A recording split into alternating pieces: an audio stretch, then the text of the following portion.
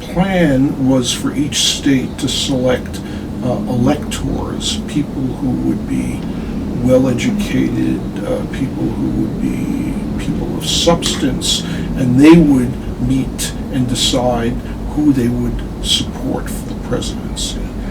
And each state would get a certain number of votes depending upon how many members of the House and Senate that they have. So a state with 10 members of the House and 2 senators would have 12 electoral votes, and so on.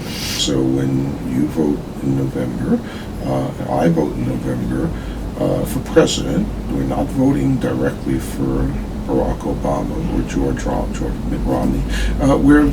I still remember his father. We are voting for electors who are pledged to vote for either Obama or for Romney. It doesn't make a lot of difference in that, because the electors, almost always they don't have any.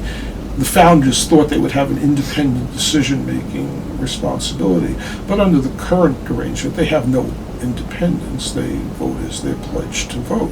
Under a direct election situation, we'd have more parties participating, and it would be less likely that somebody would end up with a majority, so we might have to have a runoff election, and that could be more expensive and time-consuming. So, there are all sorts of issues involved with it, but I wouldn't get my hopes up about abandoning the Electoral College, because as I said before, it advantages small states, but there's also an advantage to big states, because big states like California and Texas and New York and Illinois and Pennsylvania and Ohio and Florida do determine the outcome.